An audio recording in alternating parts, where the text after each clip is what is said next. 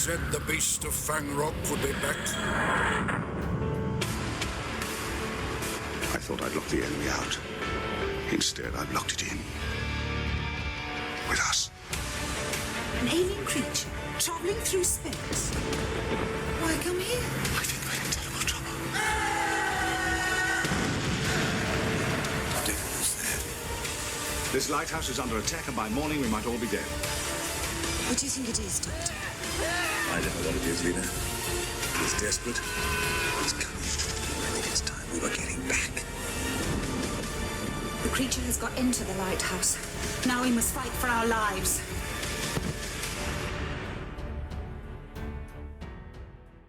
Hello and welcome to another classic Doctor Who review here on my channel. In today's review, we will be taking a close look at the magnificent story, which is, of course, Horror of Fang Rock, starring the 4th Doctor, Tom Baker, and Leela, played by Louise Jameson. Horror of Fang Rock is the first story from the 15th season of Doctor Who, and boy oh boy does it start off the season with a bang. Horror of Fang Rock is a tightly constructed 4-parter with a small guest cast. It has a claustrophobic feel due to the confined setting and a downbeat tone in that most of the cast, I won't say precisely how many to avoid spoilers, meet horrible ends. The introduction of the ship party, Lord Palmerdale, his secretary Adelaide, the avaricious Colonel Skinsale, and manservant Harker. The monster, which in the best traditions we don't see clearly until late on, is a blob of green jelly with electric tentacles, called a Rutan.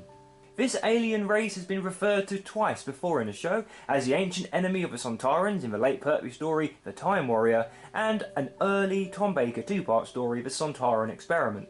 This is the only time they appeared in the series in their own right. And of course there are the amazing cast that play the Lighthouse Keepers. We have Ben, Reuben, and Mr. Vince Hawkins. And who, by the way, is my favourite guest cast in this story. The basic premise of Horror of Fang Rock is incredibly straightforward, strictly adhering to the trusted template of having the Doctor and his companion arrive in a mysterious location, only to get caught up in otherworldly events that soon threaten all of those around them. With the story confined to a small lighthouse, though director Paddy Russell is able to create a startling sense of tension and claustrophobia, and the supporting characters are rather more well-rounded than usual, creating a genuine sense of empathy during the strange goings-on. Tom Baker is, as usual, at his enigmatic and charming best as the Doctor slowly uncovers the alien truth, but Horror of Fang Rock also puts an incredible focus on Leela, a companion completely able to take care of herself without relying on the Doctor and unafraid of trekking out by herself to hunt down the mysterious presence stalking them in the shadows. Even without the script necessarily showing off her fierce intelligence, Leela continues to encapsulate the strong female presence that the 4th Doctor's era regularly brings to the forefront. As effective as the confined setting within the lighthouse is, though, the atmosphere created from the events outside of the lighthouse also adds tremendously to the overall effect. The local legend of the Beast of Fang Rock looms large as heavy fog suddenly rolls in, the temperature quickly plummets, dead fish appear in the sea, and a strange green glow begins to manifest.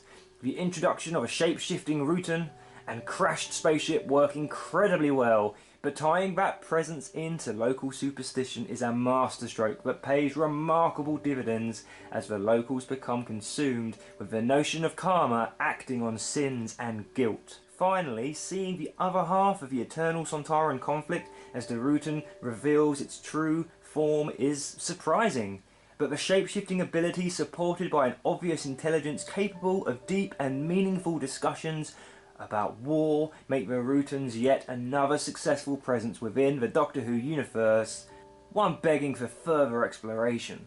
Although Horror of Fang Rock is hardly revolutionary, it perfectly encapsulates everything that makes the early Tom Baker years so fondly remembered. The BBC again excels with its period set design, and the actors and director help to bring out an immensely tense tale dripping in atmosphere. Even as the change in producers signifies an oncoming tonal shift, Horror of Fang Rock is unquestionably one of the finest examples of the gothic horror genre so prominent at the time, starting another season of Tales off on an exceedingly strong note while superbly introducing another classic foe. Okay guys, so there is my review of Horror of Fang Rock. If you have enjoyed this review, don't forget to like the video and please hit the subscribe button if you're not already subscribed, and I will see you all again very soon in another Doctor Who review here on my channel. Take care everybody, bye for now.